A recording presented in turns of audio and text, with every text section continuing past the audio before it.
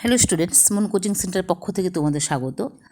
তো আজকে আরেকটি নোটটি এসেছি, সেটা হচ্ছে আবুল ফজল। তো আবুল ফজল কে ছিলেন, এই প্রশ্নটা খুবই আসে, খুব ইম্পর্টেন্ট একটা নোট। তো শর্ট নোট, এটা 6 মার্ক বা 3 মার্কের আসলে এটা লিখতে পারবে। তো নোটটা হলো, আবুল ফজল কে ছিলেন? মুঘল সম্রাট আকবরের অন্তরঙ্গ সুহৃদ ও বিখ্যাত ঐতিহাসিক আবুল ফজল 1551 খ্রিস্টাব্দে আগ্রায় জন্মগ্রহণ করেন।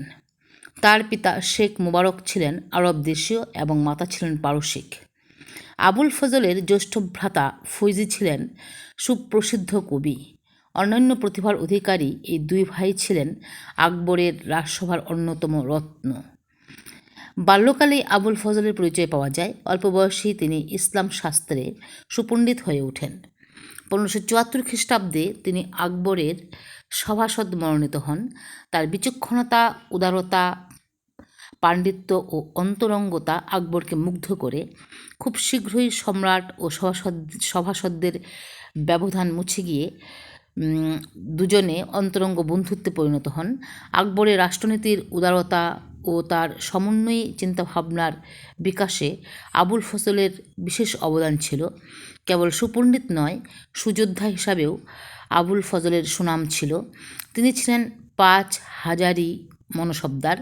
দাক্ষিণাত্য যুদ্ধে তিনি বিশেষ কৃতিত্ব প্রদর্শন করেছিলেন। যুবরাজ সেলিম, পরে সম্রাট জাহাঙ্গীর, আবুল ফজলকে সুনজরে দেখতেন না।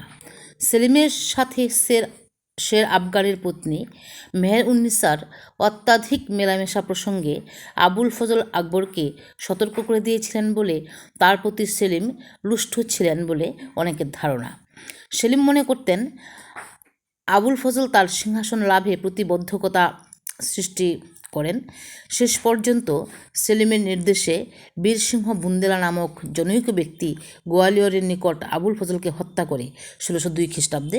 এই হত্যাকাণ্ডে আকবর ভীষণভাবে মর্মাহত হয়েছিলেন। আবুল ফজল রচিত দুটি বিখ্যাত গ্রন্থ হল আইনি আকবরী ও আকবরনামা। গ্রন্থ দুটি থেকে আকবরের রাজত্বকালের সুবিস্তৃত ইতিহাস জানা যায়।